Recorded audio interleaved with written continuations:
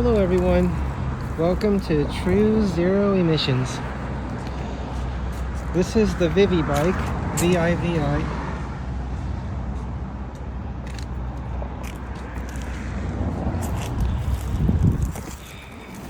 One of the reasons I chose this bike was look at the battery capacity. 48 volts, okay? That number, 48 volts, which means when it's fully charged, it's at approximately 54 volts, right? So that's confusing to me too, because why does it say a lower voltage here? Anyway, that's just how batteries are. They show a lower voltage here, and the charger will say a higher voltage, oftentimes with the lithium batteries. So this is a 48 volt, 20 amp hour. That's the big, these are important numbers here. Notice the amp hour. 20 amp hour, that's a big indicator of how long we can run the bike for on electric. So the bike's on right now. If I turn this throttle, it'll go. See?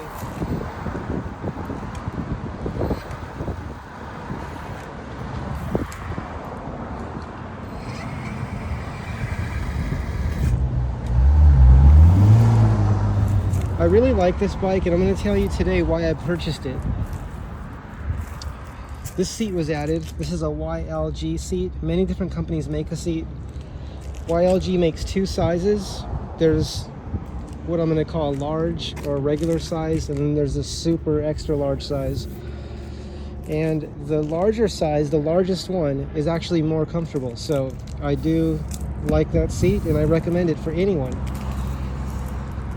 And I added the umbrella. One thing I changed is the clamp, and I put a larger screw through here, a larger bolt with a nut on that side. This was added because the one that comes with this, which is right here, that opens up, and I just put a bolt through the whole thing. That kept stripping. The screw wasn't strong enough. So I put this one on, this really thick, strong metal one, and I put rubber hose from a car, which is a car radiator hose, and I cut it and put it there so that this one scratched the handlebars. I added my own bell, but they come with a bell as well. I just like this one. And it comes with a horn and a light. Here's the light.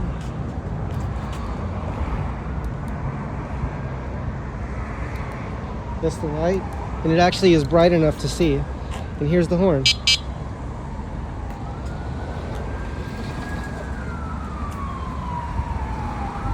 Okay, there's a siren coming through.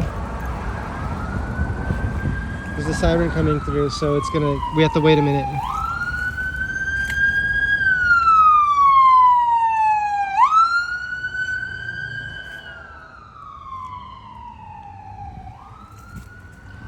Okay, so I added this water cup holder, or this cup holder as well. This could be adjusted anywhere. I adjusted the steering height to the highest point. So I left about an inch where this goes inside here. It moves, how do I explain this?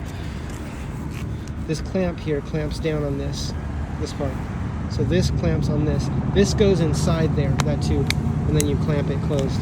So I have it at the tallest setting, the tallest. This was added. This is a Voro Motors phone holder. And I want to talk about what I think would be the ultimate, at this time in my life right now. I'm enjoying the smaller bikes. I don't think of this as a small bike. I think of this as medium, but I don't know if there's a standard for sizes. Like, I know this has 14-inch wheels. That's fairly small. But I'm happy with that size. And I've noticed they sell solid rubber tires for many different size bicycle rims. And I'm trying to get those. I've ordered them twice already, and they just keep not arriving. That's through Amazon. What I might do is I might just order through AliExpress, because I've had very good experiences with AliExpress when it comes to ordering the solid rubber tires. For some reason, when I order the solid rubber tires from Amazon, from this particular company that I ordered these from, they were called I think they were called honeycomb tires, which have the big cutouts. If you watch some of my videos in the past, I showed those tires once before on an electric bike or electric scooter. They refer to it as, it looks like a bike like this but no pedals. The Roadrunner. The Roadrunner had the front tire already changed over. Same size rim, if I recall correctly, as this electric bike, which is a 14-inch rim. And I like the ride. When you have suspension, this has suspension on it. This has suspension here and here, so that moves. Let's see if we can make it move right now. Okay, I can't. I have to be riding it, but if you push really hard on it, it will move. The suspension will move. You can see it moves. You can see that's the area it moves right there. Apologies that this video is not perfect, it's not rehearsed. Usually when I make videos, I think thoroughly through everything I'm going to say. Today I'm just going to make a video to share some thoughts on this electric bike. And this is not rehearsed. I just put a backpack on here. This is just an extra backpack that I had. And that allows me to store the charger and anything else I might need. This is our power settings here. So let's go ahead and start from the beginning. And when I turn the scooter on, or the electric bike on, I press this button here, and it always turns on to the low assist setting. Now on that setting there, on these settings up here, will not let us go if I give it acceleration. It will not go. It only helps if I pedal and turn the throttle, then it'll assist me according to the setting here. I always turn that off by pressing this one, and now if I turn the throttle, it spins. And that's how I ride the bike. I ride the electric bike where I pedal, and then I have this assist me as much as I like. I control it manually. I just like that. That's my preference. So I always, if I call it disable the assist, I'll call it automatic assist, and I'm going to call it manual assist here, where I control how much the bike helps me. And this bike, when you buy it, I think if I recall correctly, the Vivi bike, and there's names for what this model is. I just don't recall the name at the moment, the name of the model. But it's a Vivi folding bike with a 20 amp hour 54 volt, or they're calling it a 48 volt. It's 54 volts fully charged. 48 volt, 20 amp hour battery capacity. And what I would like to see on this bike, for those manufacturers that are watching this video, what I would really like to see on this bike, on a medium-sized bike, I'm calling this, on this size bike, right? 14-inch rim, I like that. I would like to see either a battery here with a much larger capacity, or even if it was 2 batteries. Now, a lot of the bikes that are a little bit larger come with 2 or even 3 batteries, which is wonderful. I haven't seen 2 or 3 batteries being offered on a smaller bike like this size. And if I have to do that myself as a modification, I will do that. I can get a second battery, or just put a battery I already have here, possibly. Just mount it right here. So I could do that. Another thing that I would really like to see, this is something that I'm looking for. Okay, so I might buy a different electric bike, or have this one modified in the way that I'm sharing with you now, which is have an extra battery put on. This battery is really great though. This battery can go, it says 65 miles. I've gone over 100 miles on it when I pedal, and that's not pedaling very hard. It's just giving a little bit of help, and I've gone over 100 miles in a day by giving it a little bit of help sometimes. That's very good range. This is very efficient. Part of that might be because it has a very efficient 350 watt motor. This is not made for really fast, high speeds. I think this is what they call a hub motor. So the motor's in here, and you can see the numbers there. It says 48 volt, 350 watts, and it's for a 14-inch wheel. That's your numbers. What I would like to see, and this is something I would like very much, is when this electric bike can go approximately 20 miles per hour. Okay, approximately 20 miles per hour at full speed, okay?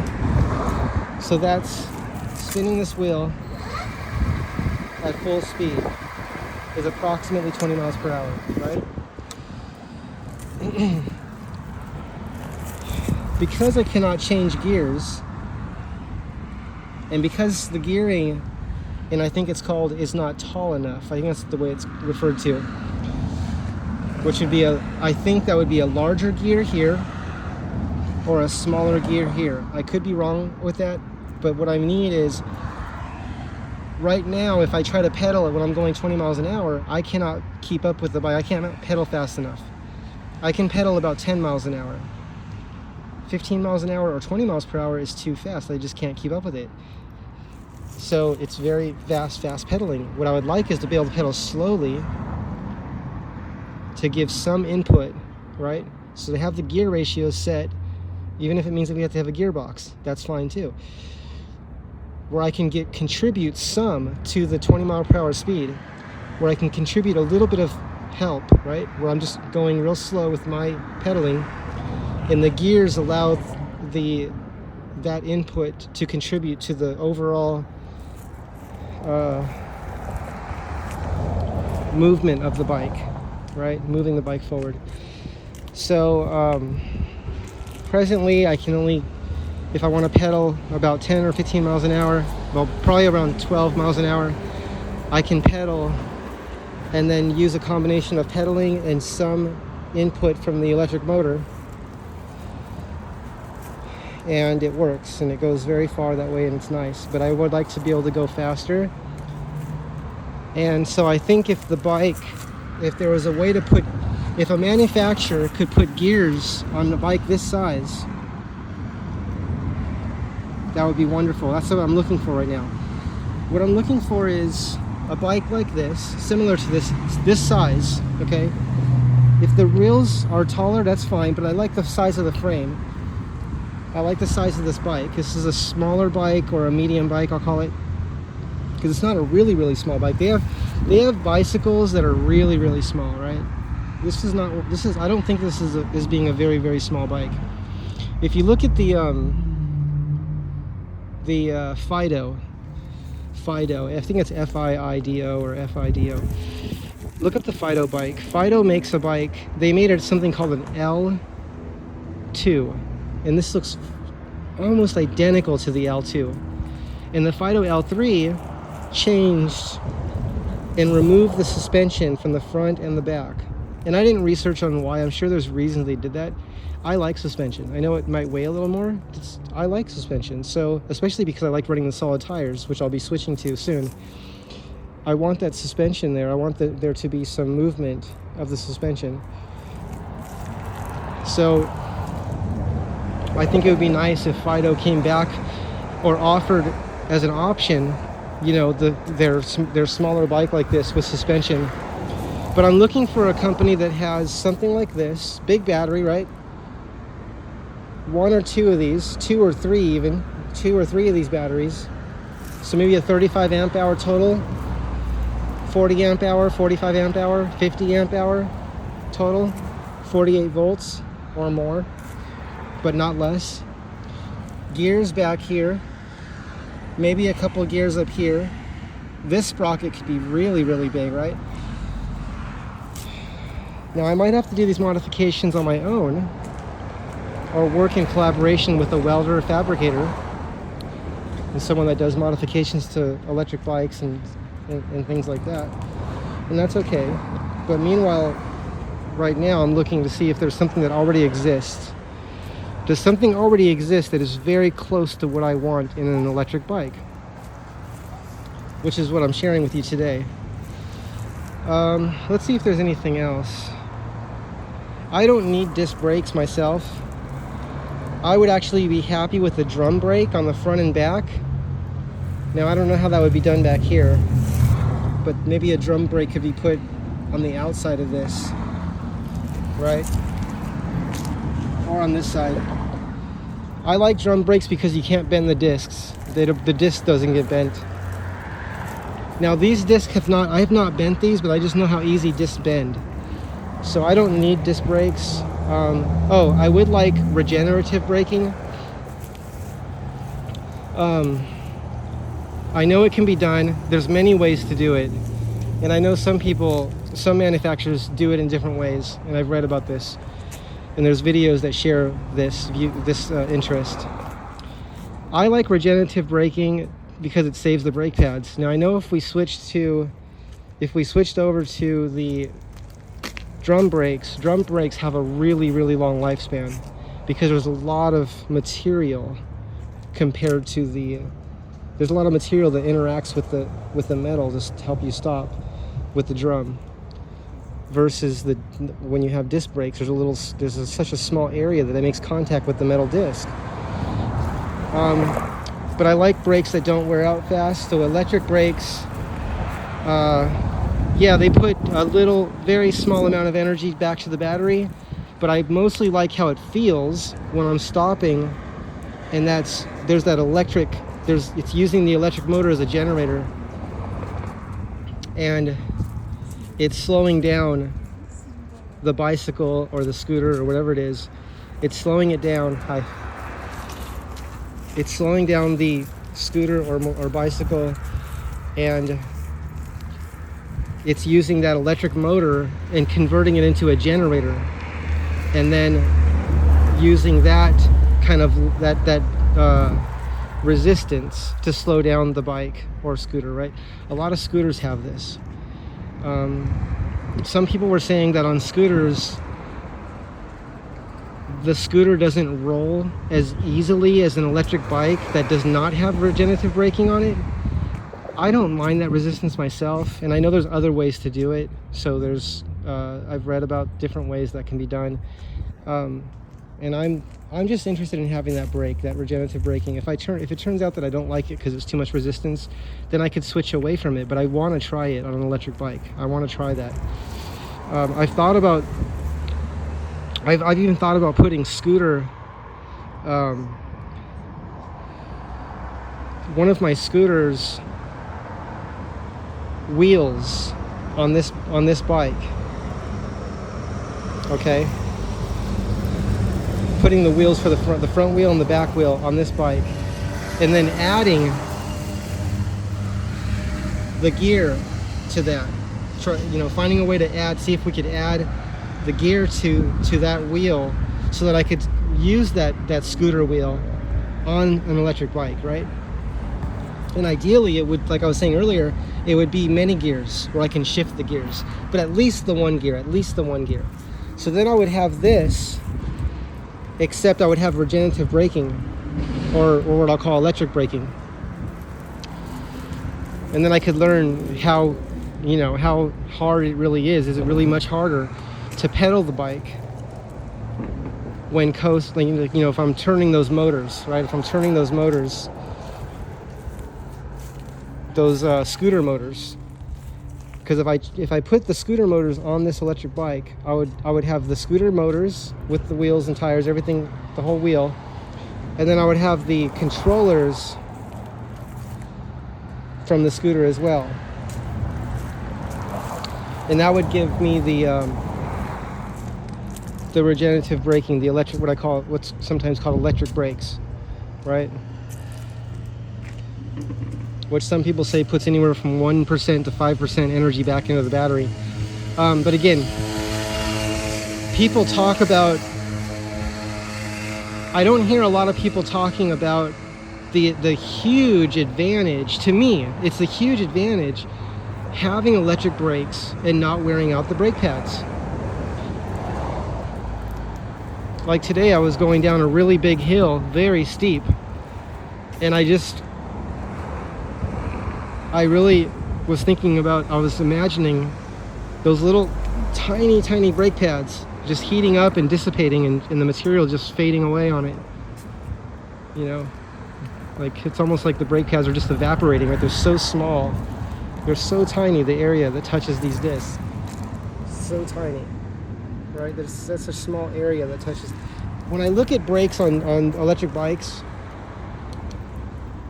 and if you look at the brake pads, it's very small. So that's what I've seen. So do they make brake pads that are different, that cover a greater area? You know, maybe they do, right? Where it covers a larger area, like motorcycles do, like motorcycles have. They have a really much larger brake pad. I mean, yeah, that could be done too. We could always switch over to, I could switch over to a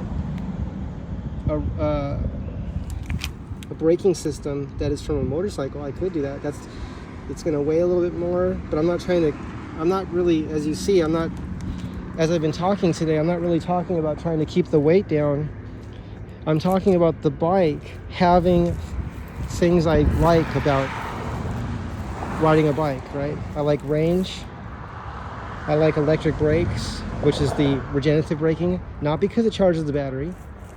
I mean, it's nice, that's nice, but I'm working on a different charging system already based on, if you research John Searle's SEG, Searle effect generator, there's many names for it, but that's one of them. Research John Bedini's technology, his experiments, all of his books, Thomas Bearden's research. Thomas Bearden and John Bedini worked closely together in developing theories, and also in developing experimentations that were carried out by John Bedini and Tom Bearden. And I'm interested in putting a system on this that will charge the battery while I'm riding it, and it'll either charge this battery or charge a separate battery. So that's a separate experiment, and I'm thinking of putting that in the wheels here. I don't think I mentioned that the rims I like are these kind of rims. I do not prefer the rims that have the little spokes, because I've crashed many times on bicycles, and the rims bend very easy. I was riding with a friend who recently crashed one of these bikes, and he crashed really hard. He fell, I would say the bike was approximately 6 feet in the air, and landed really hard on the front wheel. That rim is not bent at all. It rolls perfectly straight. That wheel rolls perfectly straight. I couldn't believe it. We twisted the steering back straight again, because the wheel was turned this way and the steering was turned that way. Everything was twisted, you know, the seat was twisted this way, but the bike still worked perfectly. So this model bike, it wasn't this one, it was another bike that we have, was in a very bad crash, and he was able to ride it home, and we just, you know, adjusted everything again, tightened everything up, and the rim is so durable that it's still, I'll call it true. It still spins without shaking like this. It doesn't shake. So I like these rims. I'll call it a solid rim, I guess, even though it has cutouts. It's metal. It's a strong metal. This is a strong material here, right? It's not the real thin metal spokes. Now, if you're going for really lightweight, maybe that would be something to consider, right? If you want real light. That's not what I'm going for. I'm not going for lightness at this time, okay? At this time, I'm going for range, self-charging, which I mentioned to you, and I'll show you what that is. Now, you have to remember, there's no need to fear the word perpetual motion, okay? There's no need to fear that word.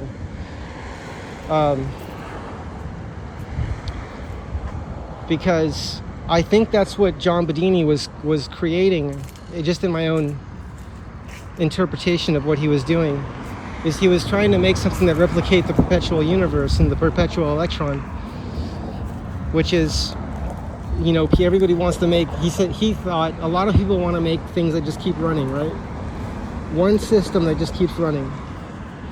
And I think that's why the circuit, to me, is so complicated and difficult to understand, and you have to know so much about electronics, and you have to do so much experimentation to get that thing to run, to get that motor generator to run.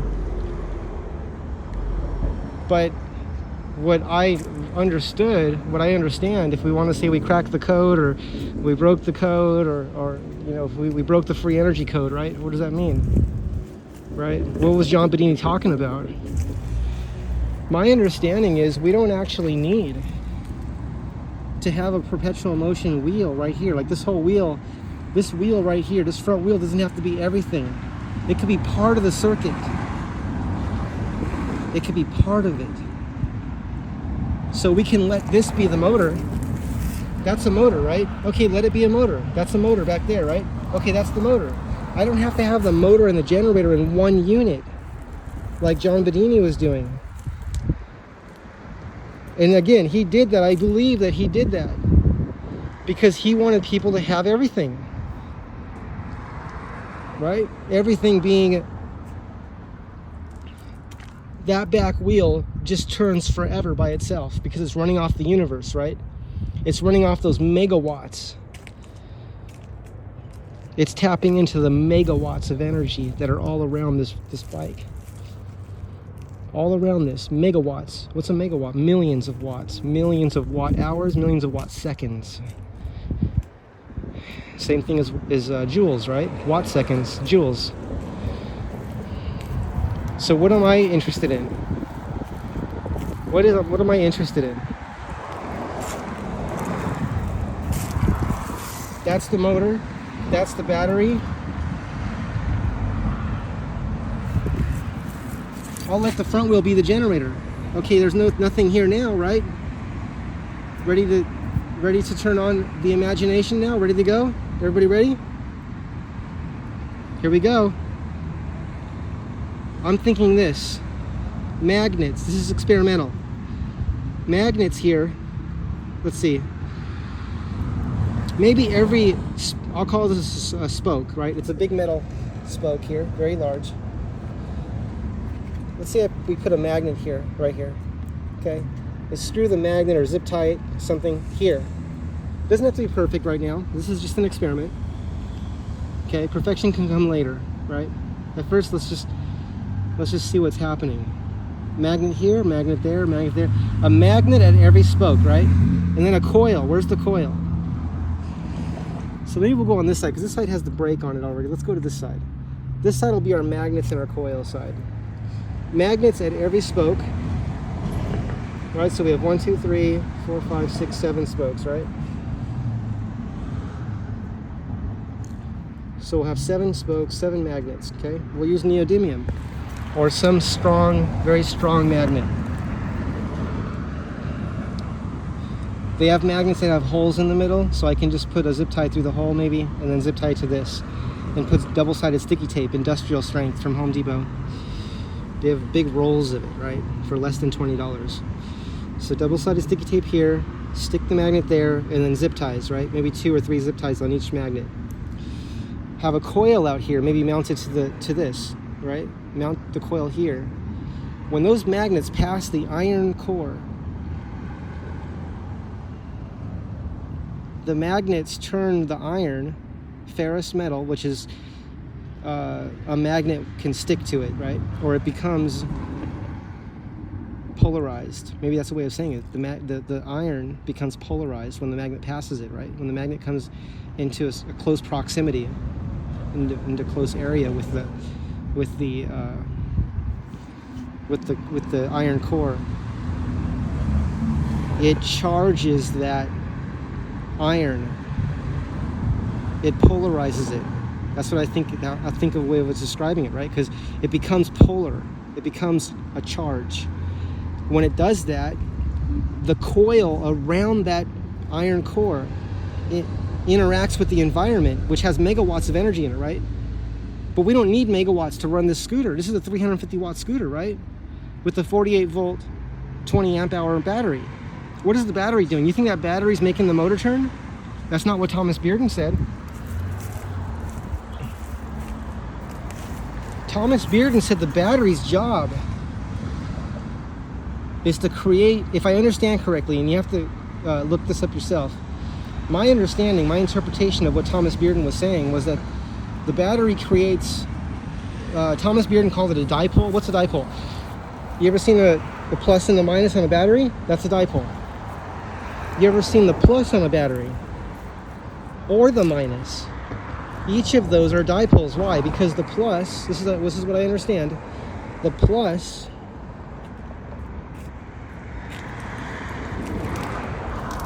will have virtual negatives all around it.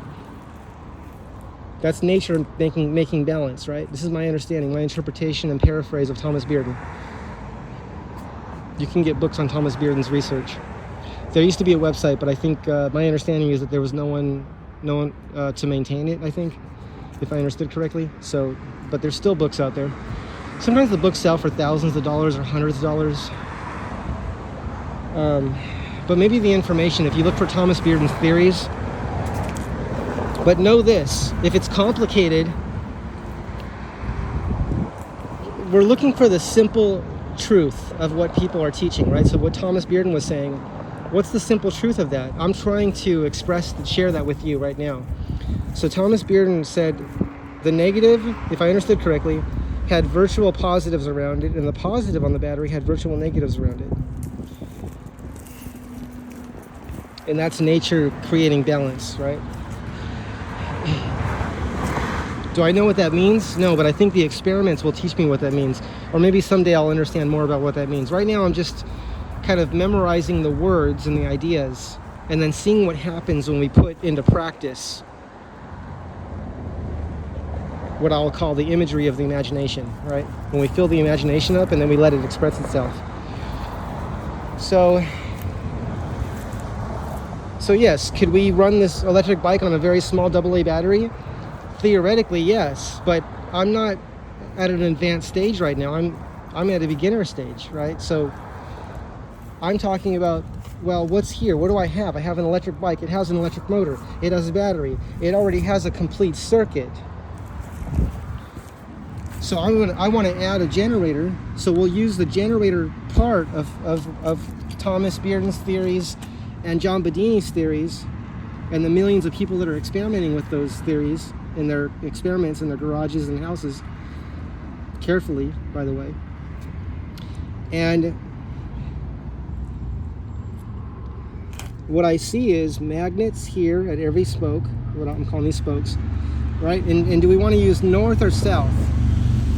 We could try different ways. I might begin with all north facing the coil, because it seemed that John Bedini, if I understood correctly, it seemed that he was having all the magnets north face the coil's iron core. But please confirm that for yourself. But I could try it both ways. I could have the north facing, all norths facing the coil. I could have all souths facing the coil, or I could have north, south, north, south, north, south, back and forth, right? And just see how that affects the charging of the battery differently. And there's two ways the battery can be charged. There's two different experiments that I see right now in charging the battery. Something as simple as the two ends of the wire on the coil, right? So we have one really big coil mounted here, and that could be double-sided sticky tape and lots of zip ties here holding that in place, or it can be something more designed, where it's using clamps, you know, and maybe use some wood or something to make a brace that would hold that coil in place here, right? Here's another question. Does the coil need to be real close to the magnet?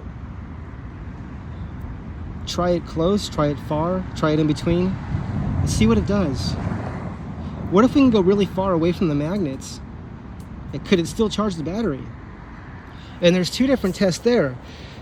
One test would be starting with a fully charged battery and then just keeping that battery full. Can I keep the voltage full without overcharging it? We don't want to overcharge it, right? But while I'm riding the bike, can I keep the voltage full? But disconnect the circuit if it starts to overcharge it, right? Don't let it overcharge, because we don't want to damage the battery, right? So one is keeping the battery charged, right? Because those two wires coming out of the coil, are going to go to a full wave bridge rectifier. That's what it's called. It's like $2.50 on Amazon or anywhere on the internet. Full wave bridge rectifier. Converts pulses into DC, right? So we'll have pulsing DC, right? Make sure you study gbatteries.com, charging electric vehicle batteries in like 5 to 10 minutes with less damage than slow charging.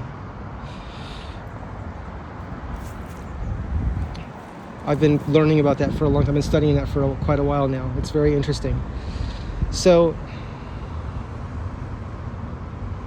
charging this battery, keeping this battery full, and then the other one would be draining this, getting this battery, riding the bike around with using the battery, getting the battery down to like halfway or really low, and then charging it while I'm riding it. See if I can get the voltage to go up while I'm riding it. Okay, that's one test there, or a series of tests that are similar. A separate test would be a separate battery. So we're making the motor turn with this battery, right?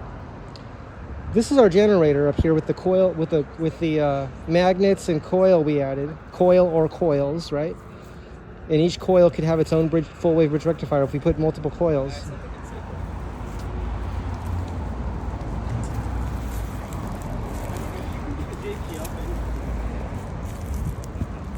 And then those full wave bridge rectifiers would I think all the negatives would go to the negative. On the full wave bridge rectifier output, all the negatives would go to the battery negative and all the positive would go to the battery positive. That's what I'm thinking right now, right? But we could have that go to this battery, and we could also have it go to a separate battery that's not connected to the circuit. To the circuit of, right? Well, we're just going to say for the sake of simplicity that this, even though this is not the accurate way to say it, we'll say this battery is, we'll say indirectly causing this motor to turn, right? Right? That's the circuit, the way the bike comes. That's the way we receive the bike. And then this generator, I'll call it, the John Bedini, Thomas Bearden theories in philosophy, right? That can charge this one. We can see what it does when we charge this one. Can it keep it charged? Can it extend the range beyond what it can do now, right? So right now, if it can go 100 miles on just electric without pedaling, can it go 105 miles or on the same course, the same track, or whatever you want to call it? But then wind is a factor too, I know. But can we increase the range? That's the idea. It's one, right? By having this generator connected to the same battery. And then we can have another video. It would be nice to be able to make a video of this, and I will share my experiments with you. A separate battery that's not connected to this circuit, but that is just connected to this generator, right? And have that charging another battery that's been used already, so it's low. And then just switch the batteries. When this one's full, put it there, and then put this one into the connected to the generator, right? So there's different ways to do this. I know everybody's doing this already at home with their desktop circuits, and a lot of people are doing it with experimenting with their electric bikes and electric scooters. I'm just sharing my thoughts and what I'm seeing. But I do look forward to continue watching your videos of your experimentation with John Bedini's theories and philosophies and Thomas Bearden's theories and philosophies. And I look forward to seeing what manufacturers do with the possibilities of having a medium-sized bike such as this. I'm calling this a medium-sized bike. If you want to call it small, that's fine. But that has gears on it so that we can pedal 20 miles per hour. Because right now, the way this is, it can only pedal 10 miles an hour, maybe 15. At 20, you have to pedal really fast, right? But that's full speed of the electric motor. So I think we would need some gears or something, some kind of gear change to allow that. And I think that would be wonderful. And that's what I'm looking for right now. If I can find an electric bike that comes with these things, then that will be the bike that I'm interested in riding and doing more experimentation with. Anyway, thank you so much for being here today, for watching this video, and for sharing your imagination. Okay, everyone, have a great day.